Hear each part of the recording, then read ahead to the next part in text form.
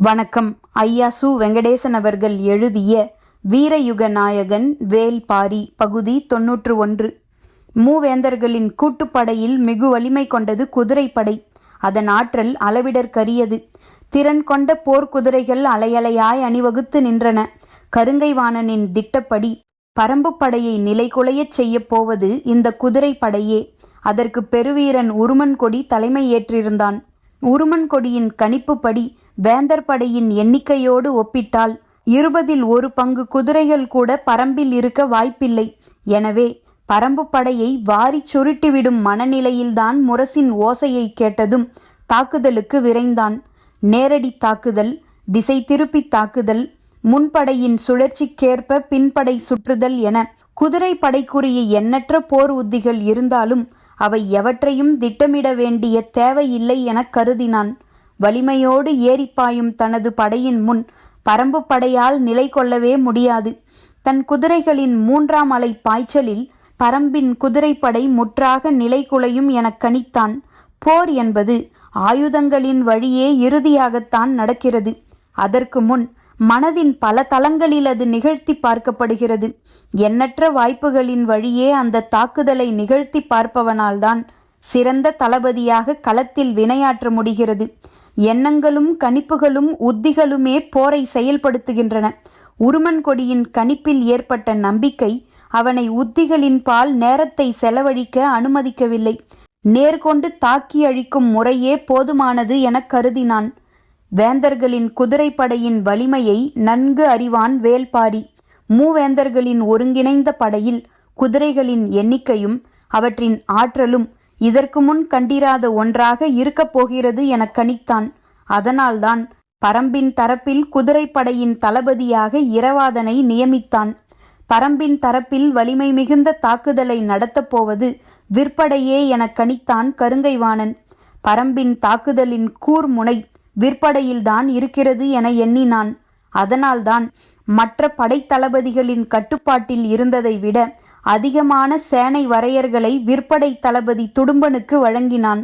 14 சேனை வரையர்களை கொண்ட துடும்பன் தனது உத்திகளின் மூலம் பரம்பு படையை வீழ்த்த வீறு கொண்டு முன்னகர்ந்தான். உத்திகளின் தொடக்கம் மட்டுமே முன்முடிவாகிறது. அவற்றின் அடுத்தடுத்த கட்டங்களை களத்தின் போக்கே தீர்மானிக்கிறது. முன்னேறி வரும் எதிரிகளின் விற்படையை சந்திக்க காத்திருந்தான் உதிரன். அவனது தலைமையில்தான் பரம்பின் விற்படை ஆயத்த நிலையில் இருந்தது. உதிரனும் நீலனும் பரம்பின் இணையற்ற தளபதிகள். தங்களது தாக்குதலின் மூலம் எதிரிகளை நிலைகுலையச் செய்பவர்கள். வாரிக்கையனும் சோமக்கிழவனும் முதல் தலைமுறையினர். தேக்கனும் கூழையனும் 2ஆம் தலைமுறையினர். பாரியும் முடியனும் 3ஆம் தலைமுறையினர். உதிரனும் நீலனும் 4ஆம் தலைமுறையினர்.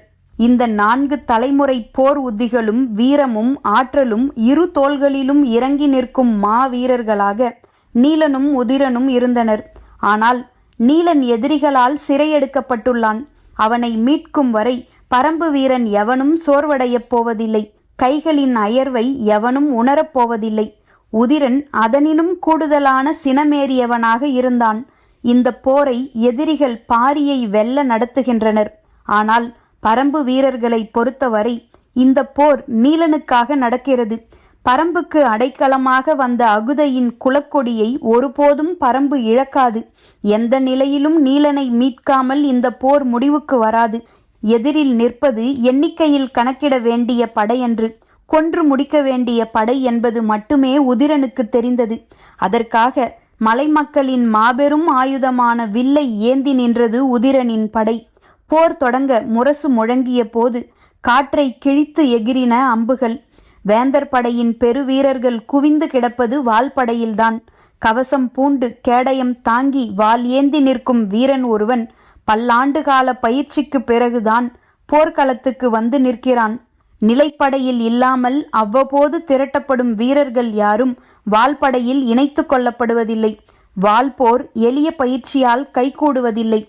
எல்லா காலங்களிலும் நிலைப்படையில் நின்று செயலாற்றும் வீரர்களால் மட்டுமே போர்க்களத்தில் தன்முனைப்போடு வாள் சுழற்ற முடியும். மூவேந்தர்களின் நிலைப்படைகள் அனைத்தும் ஒன்றிணையும் போது வாள் உயர்த்தி நிற்கும் வீரர்கள் பெரும் எண்ணிக்கை கொண்டிருந்தனர். கருங்கைவாணனை மகா சாமந்தனாக கொண்ட இந்த பெரும் படையின் உயிர் நாடியான பகுதியாக வால்படை விளங்குகிறது. எவ்வளவு கடினமான சூழலிலும் எதிரியின் படையை பிளந்து முன்னகர்வதில் வால்படைக்கு இணை சொல்ல முடியாது. அந்த பெரும் படைக்கு சாகலைவன் தலைமையேற்றான். பரம்பின் தரப்பில் வால்படைக்கு தலைமை தாங்கியவன் தேக்கன். அவன்தான் எதிரியின் வலிமை மிகுந்த பகுதியை எதிர்கொள்ளப் போகிறவன். அவனிடம்தான் களத்தில் கடைபிடிக்க வேண்டிய உத்திகள் பற்றி நீண்ட நேரம் உரையாடினான் பாரி. வால்படை களத்தின் நடுப்பகுதியில் நிலை கொண்டிருந்தது. அதுவே தங்களுக்கு எல்லா வகைகளிலும் வாய்ப்பானது என கருதினான் கருங்கைவாணன். பரம்பின் படையை நடுவில் பிளந்து உள்நுழையும் போது மொத்த கட்டுக்கோப்பும் விரைவாக குலைந்து சரியும் என மதிப்பிட்டான். அவனது கணிப்பை செயல்படுத்த வாளை சுழற்றி முன்னேறினான் சாகலைவன். வேந்தர்களின் தேர்ப்படைக்கு நகரி வீரன் தலைமையேற்று நின்றிருந்த போது அதை எதிர்கொள்ள பரம்பின் தரப்பில் கூழையன் நின்றிருந்தான். தளபதி உச்சங்காரியின் தலைமையில் வேந்தர்களின் யானைப்படை நின்றிருந்தது. ஆனால் பரம்பின் தரப்பில் யானைகள் எவையும் இதுவரை களத்துக்கு வந்து சேரவில்லை. திசைவேழரின் கையசைவும் போர் முரசின் அதிர்வும் வீரர்களின் பேரோசையுமாக போர் தொடங்கிய போது கருங்கைவாணனின் கண்கள் முன்கள நிகழ்வுகளை கூர்ந்து கவனித்து கொண்டிருந்தன. அவன் தனது பெரும் படையை 3ஆக பகுத்திருந்தான். முதல் நிலைப்படை சீறிப்பாய்ந்து தாக்குதலை தொடங்கியது. தனது படையின் 1/3 பகுதியை மட்டுமே முதல் நிலையில் நிறுத்தியிருந்தான். 2ஆம் நிலைப்படை தேவைப்பட்டால் களம் இறங்க ஆயத்தமாக இருந்தது. 3ஆம் நிலைப்படை எந்த வகையிலும் களமிறங்கும் சூழல் வராது என கணித்திருந்தான். முதல் நிலைப்படையின் நடுவில் நின்றிருந்தான் அவன். 2ஆம் நிலைப்படையின் இறுதி பகுதியில் சோழவேழனும் பொதிய வெப்பனும் உதியஞ்சேரலும் நின்றிருந்தனர். அவர்களை அடுத்துதான் 3ஆம் நிலைப்படை நின்றிருந்தது. அதை கடந்தே மூஞ்சல் இருந்தது. மூஞ்சலுக்குள் தான் குலசேகர பாண்டியன் இருந்தார். அவருக்கு அருகில் உள்ள கூடாரம் ஒன்றில் நீலன் கட்டப்பட்டு கிடந்தான். போர்க்களத்தின் தலைமை தளபதி தாக்குதலின் முகப்பில் நின்றால் அவனால் படையை வழிநடத்த முடியாது. ஆனால் தாக்குதலின் முகப்பில் தனது படை வெளிப்படுத்தும் ஆற்றலை உணர்ந்தவனாக இருக்க வேண்டும். அதற்கு தகுந்தே போர்க்களத்தில் தளபதி இருக்க வேண்டிய இடம் தீர்மானமாகிறது. கருங்கைவாணன் தனது வாழ்வின் பெரும் பகுதியை போர்க்களத்தில் கழித்தவன். களத்தாக்குதலின் தன்மையையும் வேகத்தையும் அவனால் ஓசை கொண்டே மதிப்பிட முடியும். தளபதியின் வலிமை படையை கொண்டு செலுத்துவதில் இருப்பதாக ஒரு காலத்தில் நம்பப்பட்டது. ஆனால் களப்போர் என்பது வீரமும் ஏமாற்றும் கலந்த ஒரு கலவை. தாக்குவதும் திரும்புவதும் பின்வாங்குவதும் சம முக்கியத்துவம் உள்ள செயல்பாடுகளே. ஆனால் இவையெல்லாம் சரியான ஒருவனின் கணிப்பின் வழியே நடந்தால் மட்டுமே அந்த படை வெற்றியை கொய்ய முடியும். கருங்கைவாணன் வேறு எந்த ஒரு தளபதியையும் விட நீண்ட போர் அனுபவம் கொண்டவனாக இருந்தான். இதுவரை எந்த ஒரு மனிதனின் உத்தரவுக்கும் இவ்வளவு எண்ணிக்கையிலான படை வீரர்கள் கீழ்ப்பணிந்து நின்றது கிடையாது. முதன்முறையாக அந்த பெரும் வாய்ப்பு கருங்கைவாணனுக்கு கிட்டியுள்ளது. முப்பெரும் பேரரசர்கள் தன்னோடு போர்க்களத்தில் வாள் ஏந்தி நிற்கின்றனர். அனைத்தையும் உணர்ந்தாலும் எதன் பொருட்டும் கவனத்தை சிதறவிடாமல் முன்களத்தில் நிகழும் ஆயுதங்களின் உரசல் ஓசையை மதிப்பிடுவதிலேயே கவனமாக இருந்தான். குளவன் திட்டின் மீது இருந்து போரை பார்த்து கொண்டிருந்தான் பாரி. பள்ளத்தாக்கு ஒன்றில் வெகு தொலைவில் இருந்து மரம் செடி கொடிகளை அசைத்து வரும் காற்று செங்குத்தாய் நிற்கும் கரும்பாறையின் மீது மோதுவது போல நீண்டு நகர்ந்து வரும் வேந்தர் படை பரம்பு படையோடு மோதியது. பாரி தனது படையை 3 நிலைகளாக பிரிக்கவில்லை, ஒரே நிலையில்தான் வைத்திருந்தான். ஆனால் தாக்குதல் உத்தியை 3ஆக பிரித்திருந்தான். போர் பகலின் 20 நாழிகையில் நடக்கிறது. முதல் 10 நாழிகையில் கடைபிடிக்க வேண்டிய உத்தியை ஒன்றாகவும், அடுத்த 5 நாழிகைக்கான உத்தியை வேறொன்றாகவும், இறுதி 5 நாழிகைக்கான உத்தியை மற்றொன்றாகவும் தீர்மானித்திருந்தான். தீர்மானம் என்பது முன் திட்டமிடல் மட்டும்தான். எந்த ஒரு முன் திட்டமிடலும் வாய்ப்புகளை மையப்படுத்தியே வடிவமைக்கப்படுகிறது. வாய்ப்பற்றவற்றின் காரணிகளை கணக்கில் எடுத்துக்கொண்டாலும் அதற்கு வடிவம் கொடுக்க முடிவதில்லை. அதனால்தான் களத்தின் தேவைக்கேற்ப புதிய முடிவுகளை விரைந்து எடுக்கும் தளபதி வெற்றியை அடைகிறான். பரம்பின் தளபதிகள் அனைவருக்கும் திட்டம் தெளிவாக விளக்கப்பட்டிருந்தது. ஆனால் நிலைமை என்பது போர்க்களத்தில்தான் தீர்மானமாகிறது. அதற்கு தகுந்த புதிய முடிவுகளை அவர்கள் எடுப்பதில் எந்த தடையும் இல்லை. ஆனால் வேந்தர் படையில் முடிவெடுக்கும் அதிகாரம் கருங்கைவாணனுக்கும் அவனுக்கு மேலே இருப்பவர்களுக்கும் தான் இருந்தது. முன்களத்தில் நின்று போரிடும் தளபதிகளுக்கில்லை. கருங்கைவாணன் கணித்தது போலவே வேந்தரின் குதிரைப்படை எகிரி முன்னேறியது.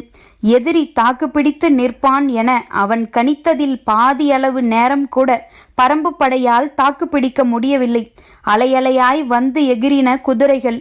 பரம்பு வீரர்களால் முன்நுழைந்து உள்ளே புக முடியாத அளவுக்கு வேகமும் அடர்த்தியும் கொண்டதாக இருந்தது வேந்தர் படை. அதன் தாக்குதலின் வேகம் அறிந்து திசையை திருப்பியது பரம்பு படை. பரம்பு படை திரும்பத் தொடங்கியதும் பெரும் கூச்சலிட்ட உருமன் கொடி கையில் இருந்த வாளை இருமுறை சுழற்றி பேரோசை எழுப்பினான். அவனது ஓசையை கேட்டதும் குதிரைப்படையின் முரசொலிப்பாளன் முரசுகளை மாற்றி ஒலித்தான். பின்திரும்பும் பரம்பு வீரர்களை வேந்தர்களின் குதிரைப்படை வீரர்கள் உற்சாகத்தோடும் ஆவேசத்தோடும் விரட்டத் தொடங்கினர். 6 அணிகளாக பிரிந்து படை வீரர்கள் பின்னோக்கி செல்ல உத்தரவிட்டிருந்தான் இரவாதன். அந்த உத்தரவு போர் தொடங்கும் முன்பே திட்டமிடப்பட்டது.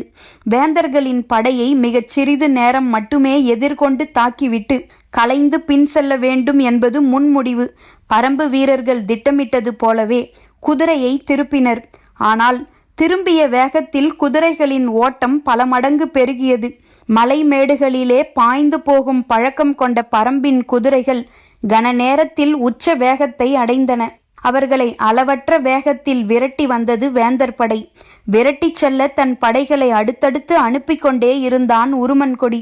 இத்துடன் பரம்பின் குதிரைப்படை முழு முற்றாக அழிய வேண்டும் என்னும் ஆவேசத்தோடு படைகளுக்கு உத்தரவிட்டான். இரவாதன் கணித்ததை விட மிக குறுகிய தொலைவிலேயே வேந்தர் படை குதிரைகள் வேகத்தை இழந்தன. பாய்ந்து முன்னகரும் கால்களால் அடுத்த அடியை எடுத்து வைக்க முடியவில்லை. தேங்கத் தொடங்கின. ஈக்கி மணலும் கூர்முனை கொண்ட கருமணலும் தகித்து கிடக்கும் நிலம் அது என்று தட்டியங்காட்டு மண்ணை பற்றி இகுலிக்கிழவன் சொன்னதும் பாரி முடிவு செய்தான். வேந்தர் படை குதிரைகளின் குளம்புகள் இவற்றை தாங்காது என்று. பரம்பின் குதிரைகள் மலைக்காடுகளில் காலம் முழுமையும் அலைபவை. எனவே அவற்றுக்கு சமவெளி குதிரைகளுக்கு போடுவது போல கால் குளம்பில் அரைவட்ட வடிவிலான குளம்பு குரடு போடுவதில்லை. பாறைகளின் கூர்முனை குளம்பின் இதர பகுதியை குத்தி கிழித்துவிடும். தொடக்க நாளில் இதற்கு மாற்று என்ன செய்வது என பரம்பின் மருத்துவர்கள் தீவிரமாக ஆலோசித்தார்கள். அப்போதுதான் செம்பு களிமண்ணை பூசுவது என முடிவானது. செம்பு களிமண்ணை பாதக்குளம்பு முழுவதும் பூசினால் அது ஆமையின் ஓட்டை திருப்பி போட்டது போல குளம்பின் மேல் முழுமையாக உட்கார்ந்து கொள்ளும். பாறை வெடிப்புகளிலும் கூர்முனை கல்லிலும் நடந்தாலும் தாவினாலும் குளம்புக்கு ஒன்றும் ஆகாது. எல்லா வகையான கவசமாகவும் அது இருக்கும்.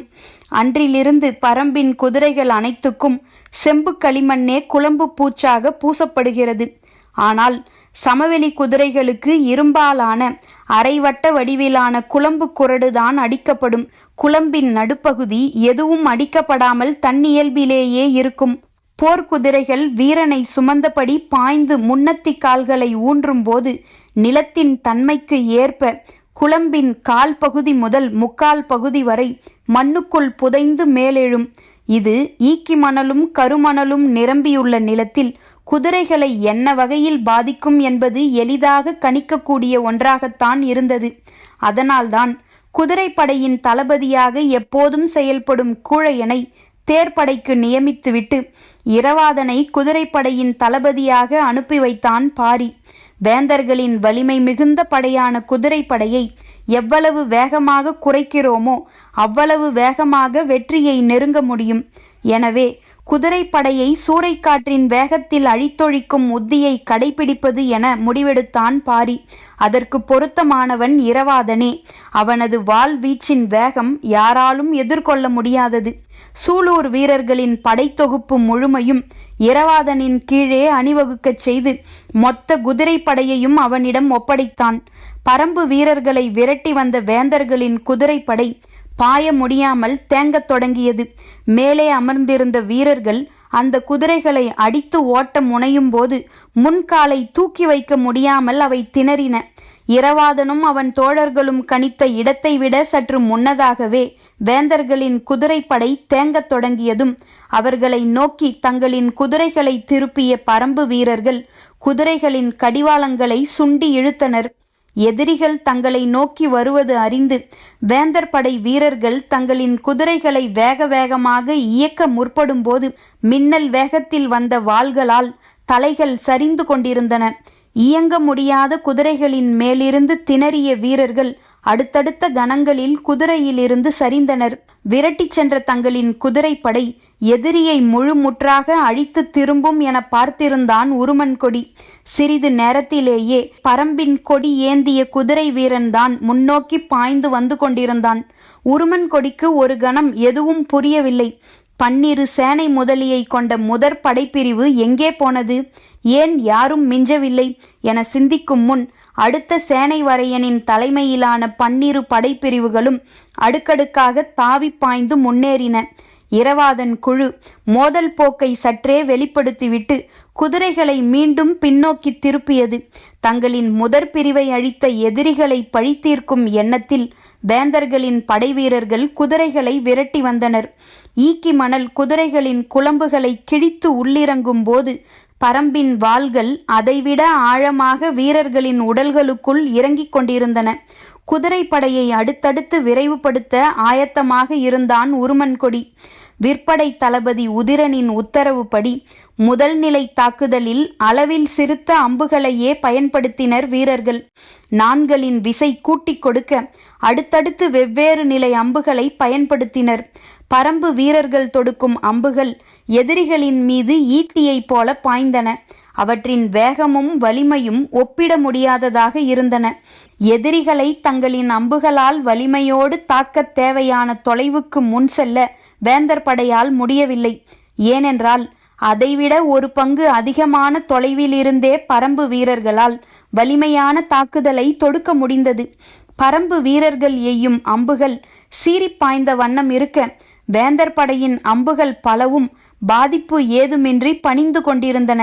உதிரன் தனது படைக்கு கொடுத்த உத்தரவு வலிமை குறைந்த அம்புகளை மட்டுமே தொடக்க நிலையில் பயன்படுத்த வேண்டும் என்பது. துடும்பன் இதை எதிர்பார்த்துதான் இருந்தான். பரம்பு வீரர்களை விற்போரில் வீழ்த்த முடியாது என அவனுக்கு நன்கு தெரியும். அவர்களின் தாக்குதல் மற்ற படைப்பிரிவின் பக்கம் போய்விடாமல் தங்களை நோக்கியே இருக்குமாறு பார்த்து கொள்வதுதான் துடும்பனுக்கு கருங்கைவாணனின் உத்தரவு. எனவே தாக்கியவாறு முன்னகரும் பரம்பு படையை சமாளித்தபடி சற்றே பின்வாங்கிக் கொண்டிருந்தான் துடும்பன். வேந்தர்களின் வாள்படை முன்னோக்கி நகர்ந்து கொண்டிருந்தது. தேக்கன் தலைமையிலான பரம்பு படை முன்வகுத்த திட்டத்தின்படி பின் நகர்வதற்கான உத்தியையே பின்பற்றின. சாகலைவன் உற்சாகப் பெருக்கில் தனது படையை முன்னகர்த்தி கொண்டிருந்தான். தேர்ப்படையின் தளபதி நகரி வீரனுக்கு தனக்கு முன்னால் நிற்பதை ஒரு படை என கருதவே மனமில்லை. தாக்குதலுக்கான வடிவத்தில் வலிமை மிகுந்த தேர்கள் வரிசை வரிசையாக முன்னகர்ந்து கொண்டிருந்தன. ஆனால் பரம்பின் தரப்பில் நின்றவற்றை தேர் என்றே வகைப்படுத்த முடியாது என தோன்றியது. உழவு வண்டிகளை போர் தேர்களாக மாற்றி எடுத்து வந்துள்ளனர் என கருதினான். வலிமையற்ற அவற்றின் தன்மை பார்வையிலேயே தெரிந்தது. தேரின் மீது நிற்கும் வீரன்தான் மற்ற அனைத்து படை வீரர்களையும் விட திறன் மிக்கவனாக இருக்க வேண்டும். வில், வாள், வேல் ஆகிய 3 ஆயுதங்களையும் கையாளத் தெரிந்த பெருவீரன் மட்டுமே தேரின் மீது நின்று போரிட முடியும். அதைவிட முக்கியம், போரிடும் வீரனுக்கும் தேரை ஓட்டும் வளவனுக்கும் இருக்க வேண்டிய ஒத்திசைவு. குதிரைகளை அசைய விடாமல் நிறுத்தி வைக்கவும் இசைவுக்கு ஏற்ப திருப்பி வைக்கவும் அவன் வீரனின் மனமறிந்து செயல்படுபவனாக இருக்க வேண்டும். போர் நிலம் எவ்விடமும் சமதளத்தை கொண்டதன்று. மேடு பள்ளங்களும் ஏற்ற இறக்கங்களும் கொண்ட பாழ் நிலமாகத்தான் இருக்கும். எனவே தேரை சிறிது முன்னேற்ற வேண்டுமானாலும் குதிரைகளை விரைந்து இழுக்கச் செய்து முன்னகர்த்த வேண்டும். சுண்டி நகரும் தேரின் மீது நின்று போரிடுபவன் ஆயுதங்களை கையாளுதல் எளிதன்று. சக்கரங்களை உருட்டுவதையும் உருட்டாமல் நிறுத்துவதையும் திறம்பட செய்கிற வளவனின் கையில்தான் மேலே நின்று போராடும் வீரனின் முழு ஆற்றலும் இருக்கிறது. நாக்குக்கு மத்தியில் கடைவாயில் பொருத்தி இருக்கும் கடிவாளத்தை எந்த நேரமும் இழுத்து பிடித்தபடியே இருக்கும் சூழல் ஏற்பட்டால் எந்த குதிரையும் தனது ஒழுங்கை ஒரு துள்ளலில் உதறி எறிந்துவிடும். அதை உணர்ந்தவனாக வளவன் இருந்தால் மட்டுமே முழு நாளும் போர்க்களத்தில் கட்டுப்பாடு இழக்காமல் குதிரையை செலுத்த முடியும். வளவன் தேரை நிறுத்தும் தன்மையை புரிந்து கொண்டு தாக்குதலை முன்னெடுக்கும் குணமும் புரிதலும் போரிடும் வீரனுக்கு வேண்டும். குதிரையின் மனநிலை, வளவனின் திறமை, வீரனின் வலிமை ஆகிய மூன்றும் இணைந்தே தேர்ப்படையின் ஆற்றலாய் வெளிப்படுகிறது. கூழையன் தனது படையை சீரான வேகத்தில் தாக்குதலை தொடுக்க ஆணையிட்டிருந்தான். ஆனால் வேந்தர்களின் படைத்தளபதி நகரி வீரன் முழு ஆற்றலையும் வெளிப்படுத்தி முன்னேற பாய்ந்து செல்ல உத்தரவிட்டான். நாழிகை பரனின் நேர் எதிரே கண் பார்வையின் கடைசி பகுதியைத்தான் யானை போருக்கான களமாக திசைவேழர் ஒதுக்கியிருந்தார். தட்டியங்காட்டின் கடைக்கோடி பகுதி அது. உச்சங்காரியின் தலைமையில் வேந்தர்களின் யானைப்படை நின்றிருந்தது. பரம்பின் தரப்பில் எந்த ஒரு யானையும் களத்துக்கு வரவில்லை. நீண்ட நேரத்துக்கு பிறகு ஒரே ஒருவன் மட்டும் குதிரையில் போர்க்களம் நோக்கி வந்தான். வருவது யார் என உற்று பார்த்திருந்தான் உச்சங்காரி. வந்து நின்றான் வேட்டூர் பழையன். யானைப்படையை எதிர்த்து தன்னந்தனியாக ஒரு கிழவன் குதிரையில் வந்து நிற்பது எதனால் என யாருக்கும் புரியவில்லை. வேட்டூர் பழையன் சொன்னான், பரம்பின் தரப்பில் யானைப்படை ஏதுமில்லை. உச்சங்காரி அதிர்ச்சியோடு பார்த்து கொண்டிருந்தான். போர் விதிகளின்படி யானைப்படை யானைப்படையோடுதான் மோத வேண்டும். அப்படியென்றால் என்ன செய்வது என சிந்தித்த அடுத்த கணம் உச்சங்காரி முடிவெடுத்தான். அப்படியென்றால் நாங்கள் பரம்புக்குள் நுழைவோம். வேட்டூர் பழையன் கைகளை விரித்து காட்டி சொன்னான், உங்களின் விருப்பம். அதே வேகத்தோடு உச்சங்காரி தனது படைகளுக்கு ஆணை பிறப்பிக்க ஆயத்தமானான். அதற்குள் அருகில் இருந்த 2ஆம் நிலை தளபதி சொன்னான், தளபதி, நம்மை சிக்க வைத்து அழிக்கும் திட்டம் இதற்குள் இருப்பதாக கருதுகிறேன். எனவே அவசரப்பட்டு முடிவெடுக்க வேண்டாம். வட்டாற்று தாக்குதலில் சோழனின் யானைப்படையை முழு முற்றாக அழித்த கதை அனைவருக்கும் தெரியும். அறிவிப்புக்கு ஆயத்தமான உச்சங்காரி சற்றே நிதானம் கொண்டான். கருங்கைவாணனை ஆலோசித்து பிறகு முடிவெடுக்கலாம் என நினைத்தான். முதல் நிலைப்படையின் இறுதி பகுதியில் நின்றிருந்த கருங்கைவாணனுக்கு ஒவ்வொரு திசையிலிருந்தும் செய்திகள் வந்த வண்ணம் இருந்தன. அவனிடமிருந்து வேந்தருக்கு செய்திகள் சென்ற வண்ணம் இருந்தன. சம வலிமை கொண்ட இரு படைகள் மோதினால் மோதலின் தொடக்கமே மொத்த ஆற்றலையும் வெளிப்படுத்துவதாக இருக்க வேண்டும். ஆனால் இங்கு நிலைமை அப்படியன்று. சின்னஞ்சிறு படை ஒன்று மாபெரும் படையின் மீது தாக்குதல் தொடுத்து கொண்டிருக்கிறது. எனவே பெரும் படையின் தலைமை தளபதி மிக நிதானத்தோடு வந்து சேரும் செய்திகளை கேட்டுக்கொண்டிருந்தான்.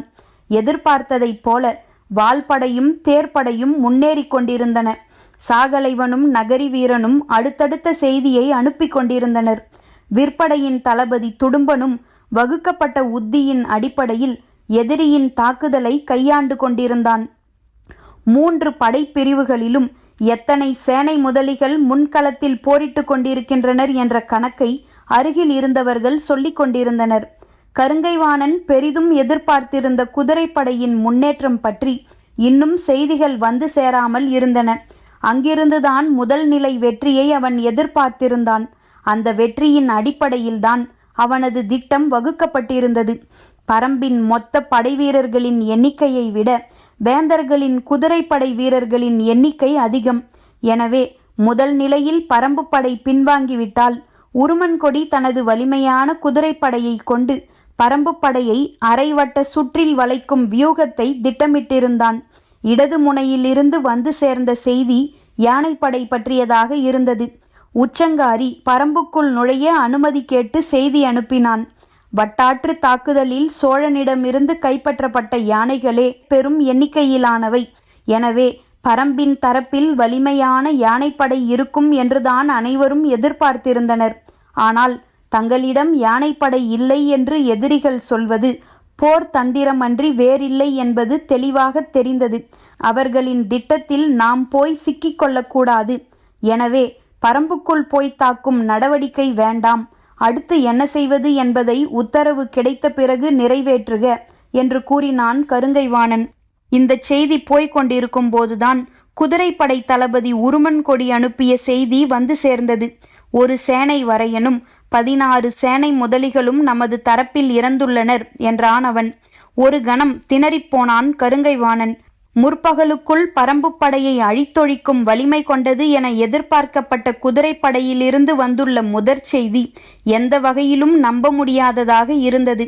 உருமன் கொடியை நோக்கி விரையலாமா என நினைத்து கொண்டிருந்த போதுதான் காரமலையின் மேலிருந்து காரிக்கொம்பூதும் ஓசை கேட்டது.